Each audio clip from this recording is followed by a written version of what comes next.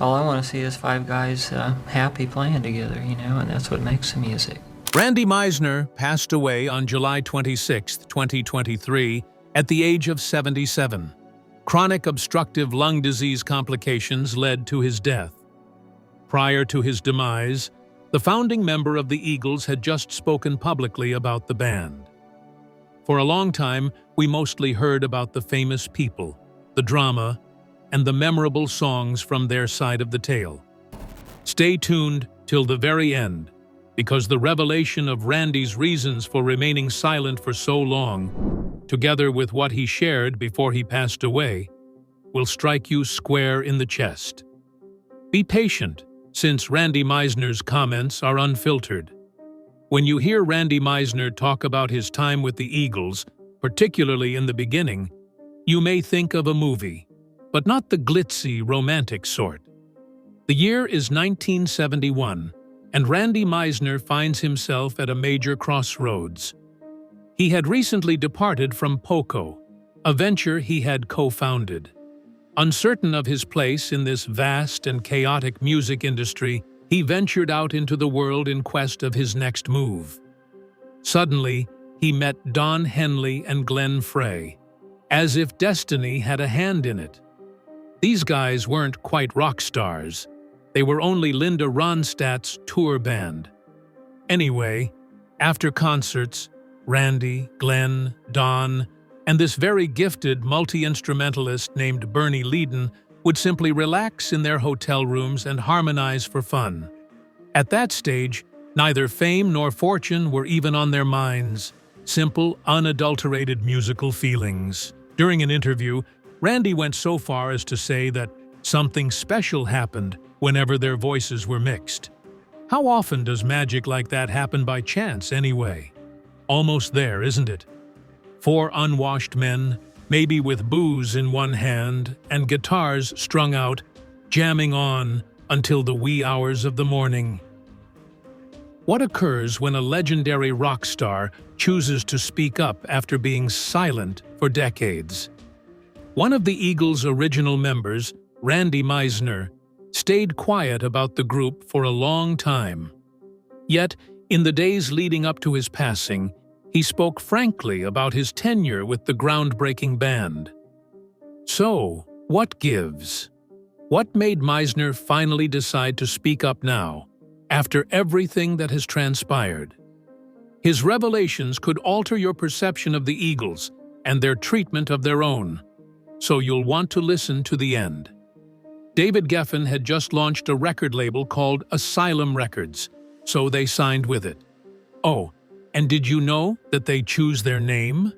It happened in the middle of the Mojave Desert on a peyote trek. From their very first performance, Randy had a profound impact on the Eagles' sound.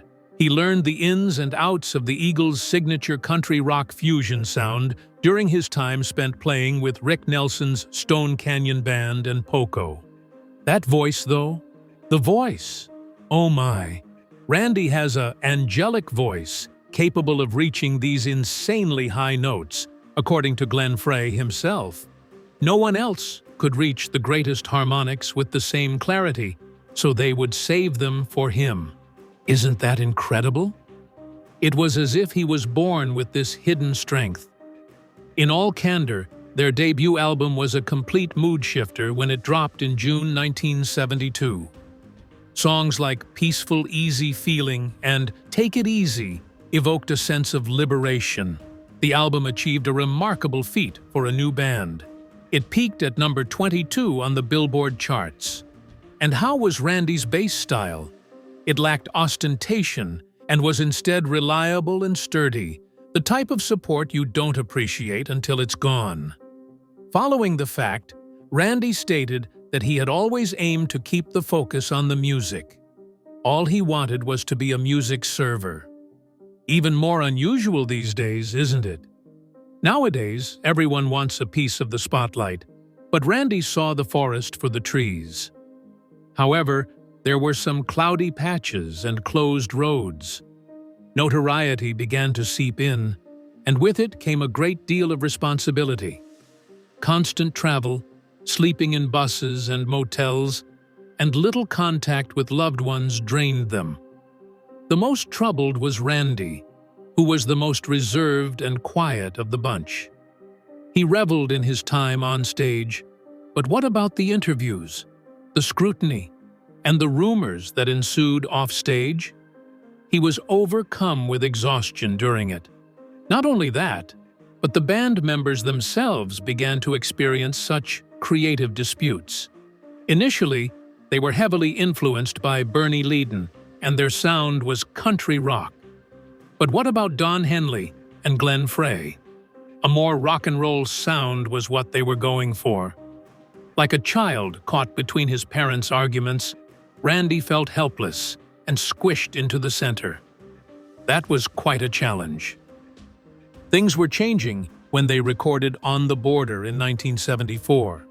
With Randy's bass and the high harmonies he sang, they achieved their first #1 hit with Best of My Love from that album. Very important. He went on to say that they began to discover their musical identities on the Border, but that it was also the album where they saw how diverse their views might be.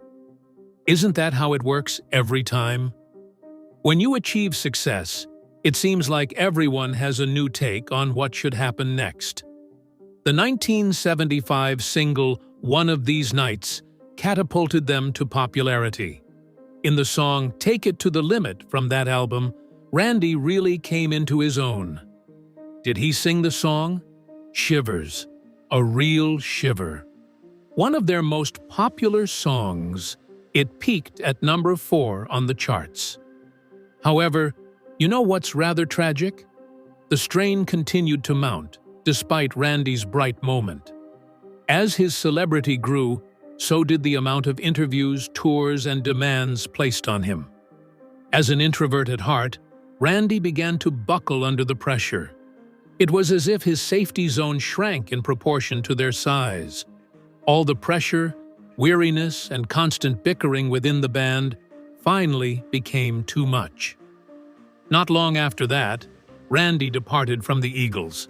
Because, let's be honest, who could blame him? You can't always put other people's happiness above your own, no matter how much you care about or excel at something. Do you get my point? In any case, we must not lose sight of the fact that Randy Meisner was instrumental in the Eagles' meteoric rise to fame before he departed. The fundamental fabric of those early records was his energy, his voice, and his bass playing. It would have been impossible for the Eagles to have Randy as a member. That is the point regarding Randy. He may not have been the showiest or most outspoken man in the room, but he was indispensable nonetheless. Someone you depend on without realizing it till they're no longer there. Power battles emerged alongside the band's meteoric rise to fame, but initially it appeared like they were only a bunch of chill fellas collaborating on some lovely country rock. When it came to the band's artistic direction, Glenn Frey and Don Henley began to take the reins more and more. They were kind of like Lennon and McCartney, but for the Eagles, and that's a heavy label to live up to. Perhaps initially, not many people spoke up, you know? When fame and fortune are abundant, who will dare to dispute? However, everyone involved was irritated by that change of power, particularly Bernie Leadon. Glenn and Don suddenly desired to shift the band's sound toward a more straightforward rock style, but Bernie remained faithful to the band's original country rock origins. Just picture yourself creating something stunning, only to see it transform into something you hardly recognize over time. It would be very frustrating, wouldn't it? I can tell you it really irritated Bernie. In 1975, he actually poured a beer on Glenn Frey's head and left, rather than merely packing his things. Do you really think you could handle being so angry that you drenched your bandmate in beer before calling it quits? Everything about the moment demonstrated how far they had strayed from their initial intentions. Randy Meisner, the quiet, kind Randy, was smack dab in the center of it all. Unlike Bernie, he stayed out of the spotlight, but his pain was palpable. Despite his many contributions to the Eagles' sound and popularity, Randy began to feel alienated from the group as Don and Glenn's control over him became more apparent. Have you ever been a part of a group that you worked so hard to form, only to later feel like an outsider? That's the most awful sensation. Randy, who should have stood up to them, instead retreated, which only served to heighten the sadness. After that, Joe Walsh arrived. It seemed as if the country rock genre was finally killed out when Joe entered. Joe had this wild man reputation, so people were afraid of him. Was he going to go completely bonkers, even for them? Despite Bernie's best efforts, Joe managed to steer them even more into the new rock path, so they didn't crash and burn. A hard-edged rock machine, the Eagles had transformed from a beautiful, harmony-filled country outfit. It was partly a musical drama, though. They were already drifting apart before the monotony of touring added fuel to the fire. Between 1976 and 1977, they spent what seemed like an eternity touring in support of Hotel California. They were on the road for around 11 months straight, almost a year of non-stop bus rides, hotel stays, and staring at each other's faces. How can anybody even begin to fathom that? By the third month, even the closest of friends would be at each other's throats, much less a group of adult males already coping with shattered pride and tacit animosity. What about Randy? He was in utter misery. He was mentally and physically exhausted from the constant touring. He suffered from stomach ulcers. Finally, he had to stand up there night after night and sing "Take It to the Limit," the hardest song in their act due to those insane high notes. Randy was innately quite reserved, in contrast to Glenn and Don, who sort of flourished in the limelight. Being famous and the center of attention all the time wasn't meant for him. Being unnoticed was something he enjoyed, he said.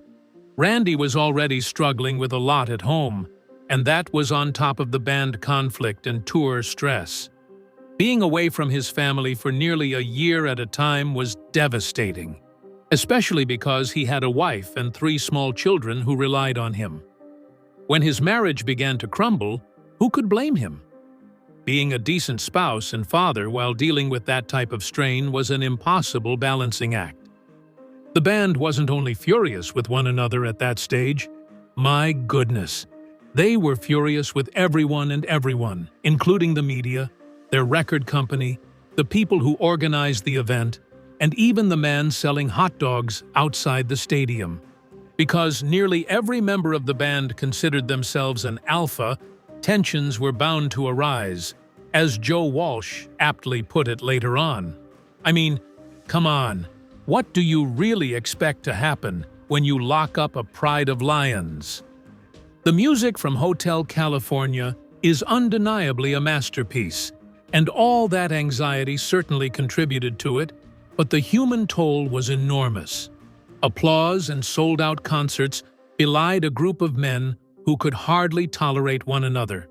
Despite reaching heights no one had ever imagined, they left a wake of shattered friendships and resentment in their wake. He allowed everyone to wonder why he departed and what transpired behind the scenes for a long time, because he said nothing.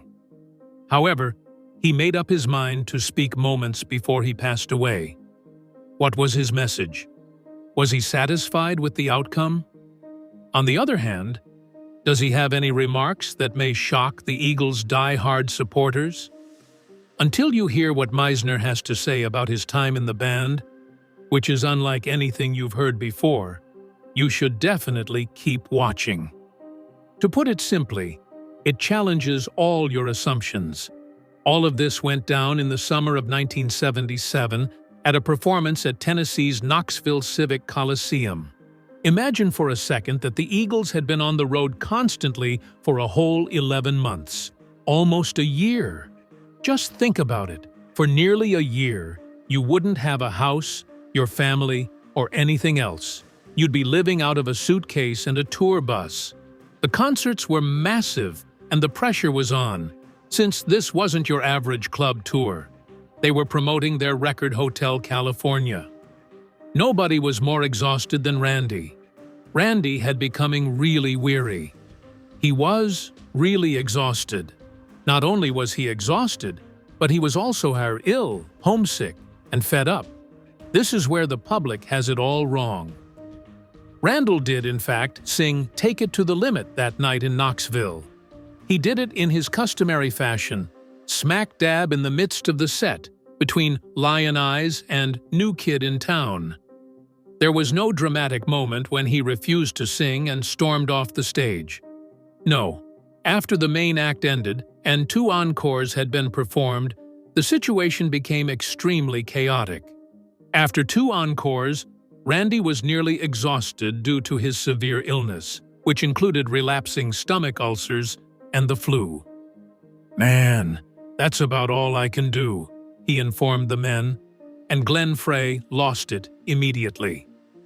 Randy was slammed with an incredibly derogatory term by Glenn, who, let's be honest, wasn't exactly known for maintaining his composure. Randy, who was already exhausted, attempted to attack him with a swing. But was it fair for him to do so? What about after all he'd been through? The security detail went so far as to intervene and separate them. Things became quite heated. As if things couldn't get any worse, Glenn stormed off after rubbing his face with a towel and then flung the towel at Randy. Oh, Randy, how unfortunate. Even if the official Eagles machine continued telling a different tale, he clung to his version of events for years. He described himself as a married man with 3 children who lived far away in Nebraska and hardly saw each other. At the same time, the band was either continually touring or recording in Miami. He had reached his breaking point due to his illness, exhaustion, and troubled marriage. Years later, some are still attempting to claim that his fear of the high notes in "Take It to the Limit" was the reason he departed.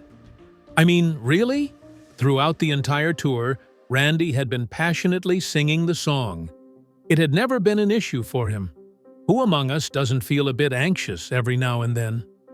The king himself, Elvis Presley, admitted that he too was anxious before performing. Yet the most heartbreaking thing is, the band gave Randy the silent treatment after their disastrous performance in Knoxville. He went unnoticed. No one lingered after performances. No one was willing to relax or even pay him any attention. Think about it. You and the other original members formed this thing together, and now you're regarded as nothing more than a number. The last days of the trip were the toughest, according to Randy. He didn't feel like a founding member of the Eagles, but more like an employee. Houston, Texas, was the site of his last performance with the band on July 9, 1977. Randy Meisner was officially fired by September. In a flash, nor a dramatic departure, nor an emotional farewell. Just weariness and sadness. Later on, though, Randy realized that he should have kept his cool. And, to be honest, that level of optimism following all he endured, there you have it, true strength. After Randy departed from the band, he mostly faded from view. And I don't mean it in a dramatic sense. He only disengaged himself silently. Randy, you're not like other rock musicians who are always spilling the beans about their wild days. That life had zero appeal for him. He didn't waste time hopping from interview to interview, bringing people down, or spilling tea. No, his lips did not move. You have to ask, therefore, why someone who has been through everything would want to remain silent. It turns out there was more going on than simply a lack of confidence. The constant bickering and controversy around the Eagles was something he really wanted to put in the past. He mentioned it once, and he said something along the lines of, "All that stuff and all the arguing amongst the Eagles is over now," which is not often. Well, at least for me. He preferred not to bring up past grudges or add fuel to the fire of rumors. He yearned for tranquility. However, once he left, his relationship with the Eagles was far from idyllic. You might be wondering who wasn't invited to the massive Hell Freezes Over reunion tour in 1994? Hello, Randy. Yeah, obviously, it was painful for him. He went so far as to attempt contacting Irving Azoff, the band's manager, after hearing rumors about the band's reunion. However, they ignored him. Once more. He continued to attempt to attend the Staples Center concert on New Year's Eve 1999 with the Eagles, even though it was their Millennium concert. Also, nothing this time. You had to feel bad for him, right? When the golden times came around, he was left out in the cold, even though he helped develop and make legendary that band. What truly gets under my skin, though, is that Randy never became bitter. No furious memoirs or outbursts from him were ever written. Neither Don Henley nor Glenn Frey were persons he claimed to harbor any animosity against. It was as though, despite his inside pain, he only desired to maintain quiet. It's understandable that his 1998 appearance at the Rock and Roll Hall of Fame induction ceremony caused fans to become emotional. Reuniting with his former bandmates to witness him perform live? I hated that it felt like such a small, bittersweet, full-circle moment. His love and commitment shone through, even if he had a troubled history. His reserved demeanor had nothing to do with harboring resentment or being self-centered, you know. This combination of devotion, seclusion, and an overwhelming desire to progress led to it. His co-workers unanimously agreed that he was an exceptionally pleasant man. Randy was described by Don Felder, James Taylor, and Rick Roberts as being the type of man who was truly lovely and deserving of protection from the craziness surrounding him. Isn't that the type of spirit that the world often rejects? However, the events transpiring in the background give an extra layer of sadness to the plot. Randy began a precipitous decline in health beginning in 2007. He suffered a severe heart attack and underwent surgery to implant a stent in an artery. On top of everything else, he was also diagnosed with bipolar illness. Furthermore, he had an insurmountable issue with alcoholism, which led to several hospitalizations. Lana Ray Meisner was his wife, and that was the last event. He sought a restraining order against her in 2010, according to court records, because he was afraid she might try to kill him. Is it really possible to fathom facing that level of terror on a daily basis? He added that Lana's cocaine use had become so extreme that their relationship had descended into an unhealthy downward spiral.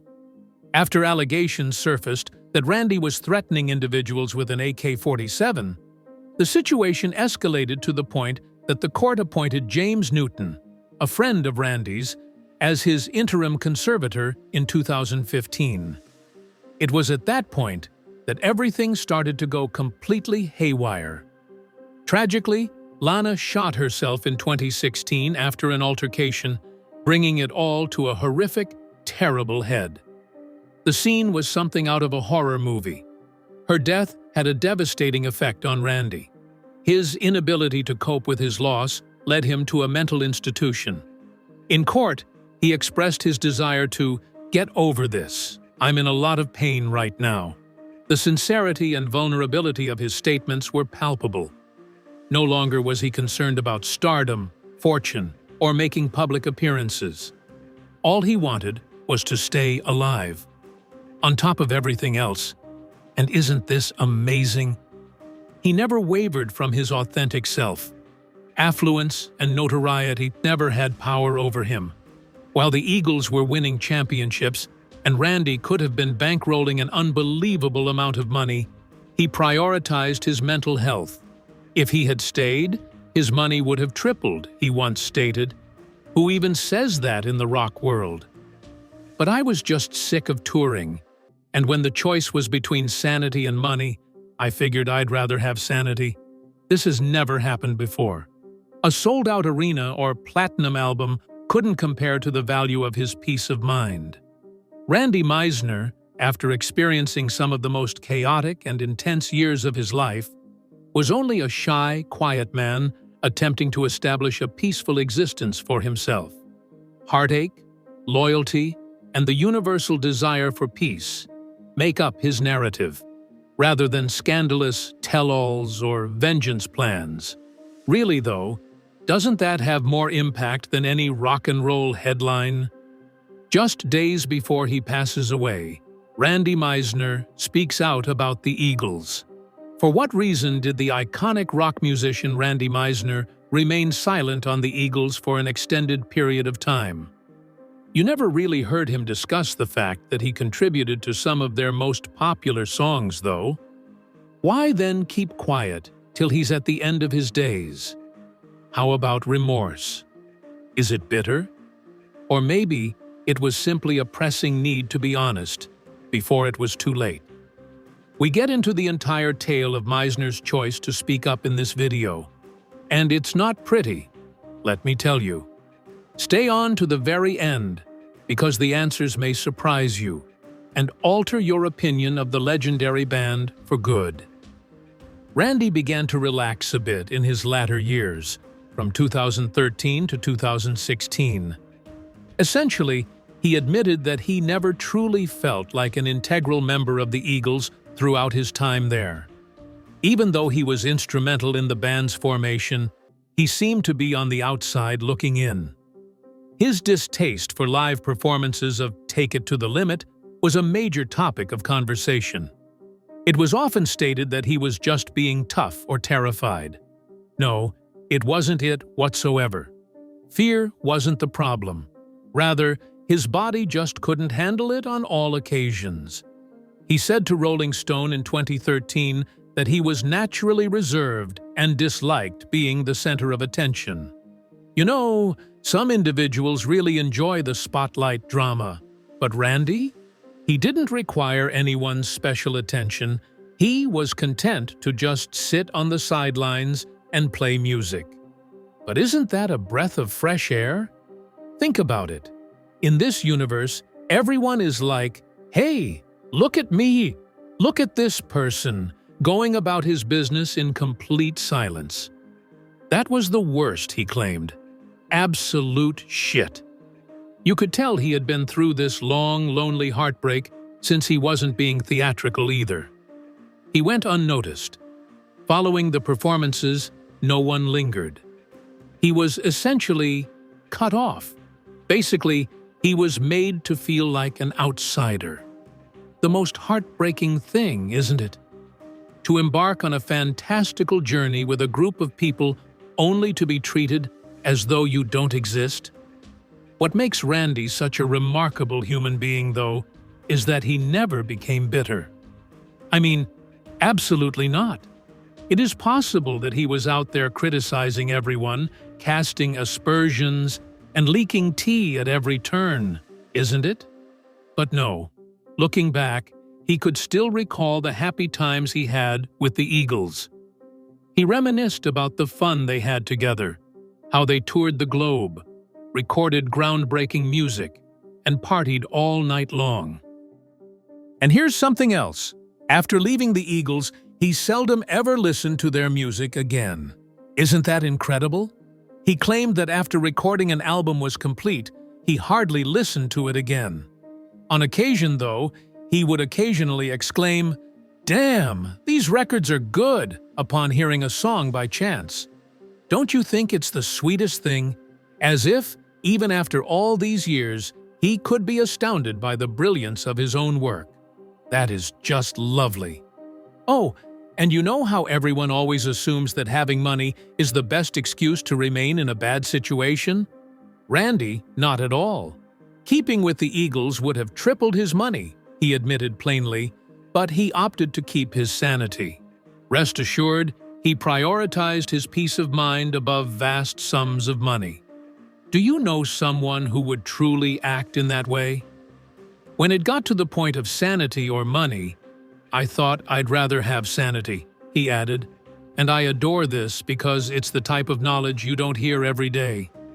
Randy had better judgment than the many who would trade their serenity for money.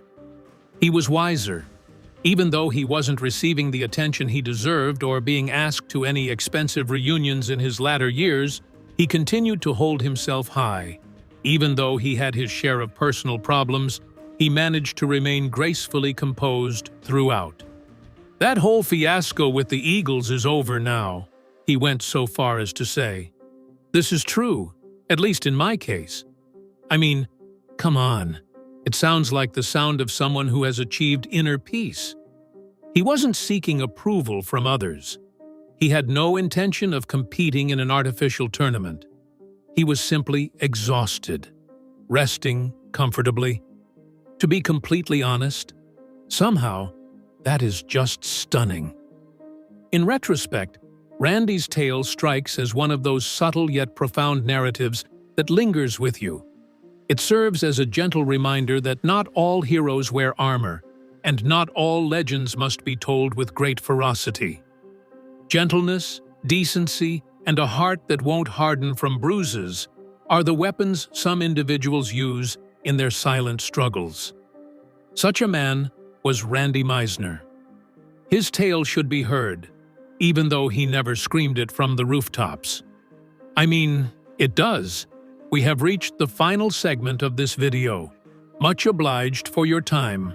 Please hit the like, comment, and subscribe button if you found this video entertaining. Click the video that appears on your screen right now to see more exciting stories.